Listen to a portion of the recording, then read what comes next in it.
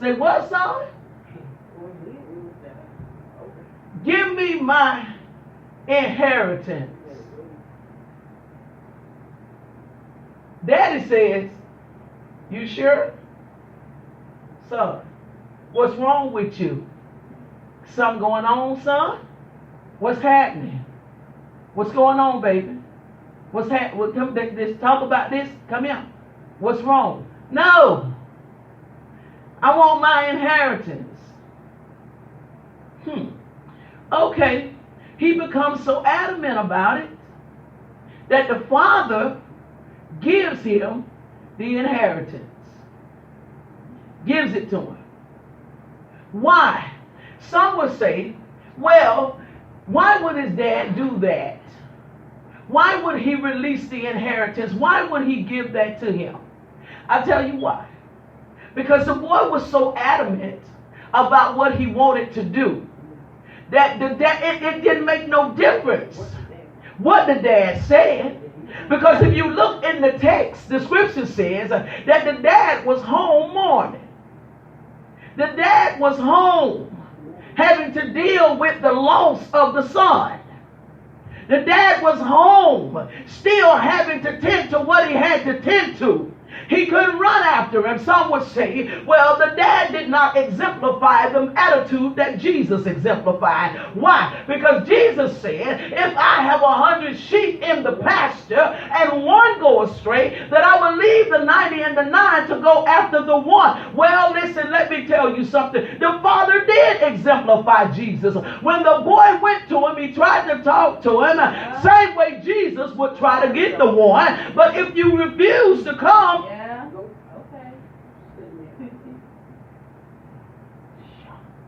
so yes, he did exemplify the same nature of the Messiah. So the boy decides, I want my inheritance. Boy decides. You hear what I said? The boy decided. The boy decided. Not his father. The boy decided. I want my inheritance. I want my inheritance. Get out, my man. The boy decided, I want my inheritance. I can't even get to the next point. For her. You see what I'm saying? I couldn't even bring it out. There she go. Thank you. Now I gotta go there. I ain't got no other choice. She said it. Because of the little boy inside it. Because of the little boy. I learned some time ago on this journey that just because people turn older in age does not mean they matured. It doesn't. You got some old fools out here just like you got some young fools out here in life. It does not mean that we've matured. This young boy, at the state that he was in, now there was an elder brother, it said, that was home. The elder brother was staying there with the father, evidently tending to the things that he was needing to tend to, but the young brother was making a conscious decision. Evidently, the young brother had to have been looking across that fence. I want y'all to see it. Take yourselves into it so you don't become it. Because we have an adversary out here that's going as a roaring lion, seeking whom he may devour. That young man had to, in order for him to want to go in that world, he had to have been viewing that world. Huh? Because you can't miss nothing you ain't ever had. You can't miss nothing. I ain't ever ate caviar, and I don't miss it. I ain't ever had it. You can't miss nothing you ain't ever had. And you're not going to desire something that you have not been given your attention to. Catch that. You are not going to desire something that you have not been given your attention to. In order for it to produce a desire, you have to give your attention to it. In order for me to desire a new car right now, I would have to give my attention to a new car. I would have to look at a new car and say, I want one of them. Dog, I wonder what I need to do in order for me to get one. See, my desire is going to produce activity. It's going to produce movement. So here this young man is. He's developed a desire. And if he has a desire, won't you go ahead and Delphine? I think I will. If he has a desire for the thing, that evidently makes it clear that he could not have been focused on his assignments at home. Huh? Because I can't do both of them. I can't focus on what what my father has called me to do, and yet be still watching the world. So if all my attention got drew to the world, then that means this is neglected. If all my attention is on this, that means that is neglected. So therefore, it means that this young man was not as hooked up to the bloodline as he should have been. Who want to argue?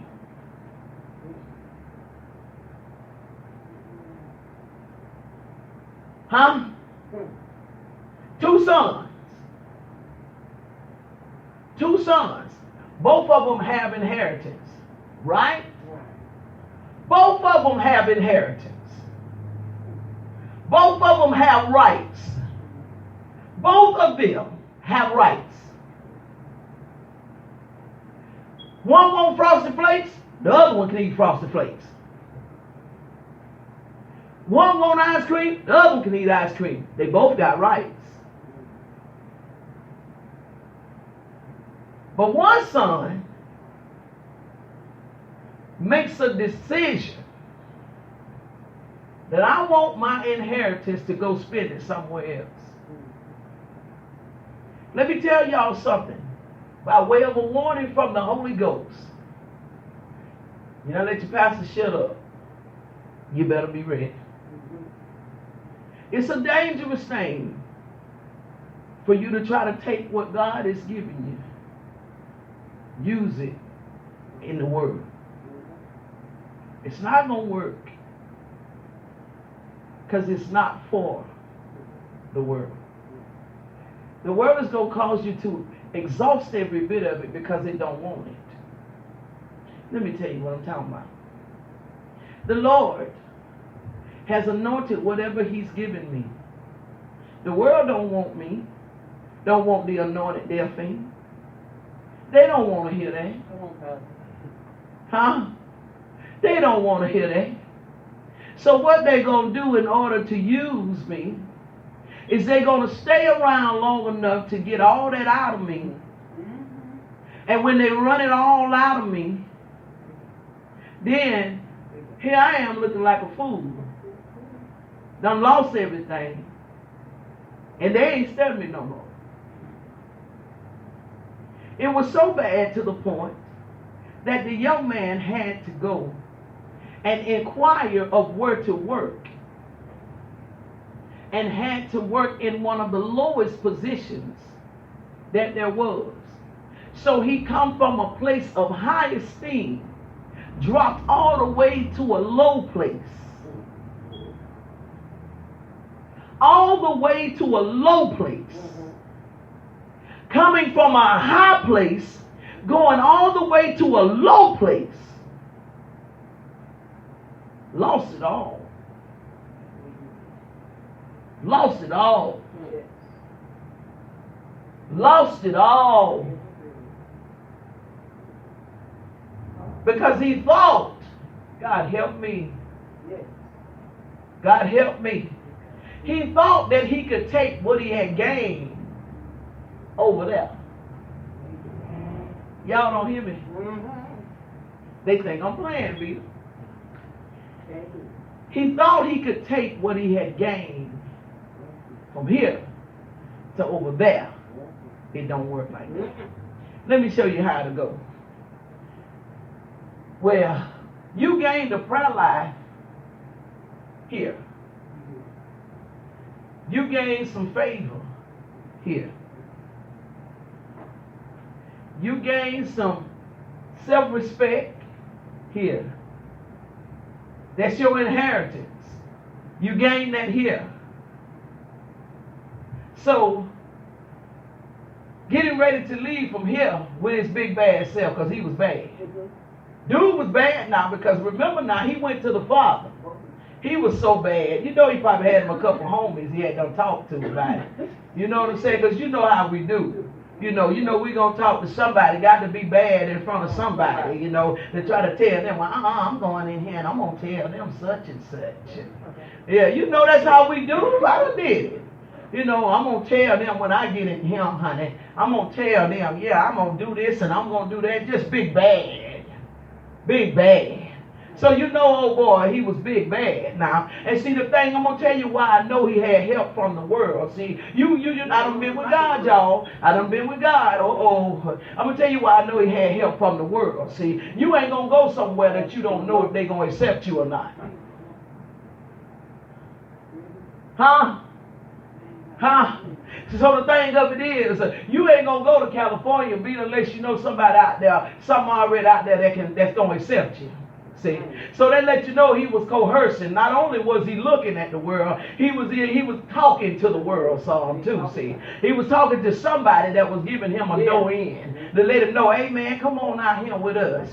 Man, you ain't got to be over there like that, man. We partying over here. We free over here, man. Man, please, we ain't got no rules over here. We do what we want to do over here. My mama ain't seen me in 6 weeks, man, because I'm grown. I do what I want to do. Your daddy over there trying to tell you what to do, talking about milk that cow. Your daddy just checked you because you wasn't in like you were supposed to be in. Your daddy must not know you grown, boy.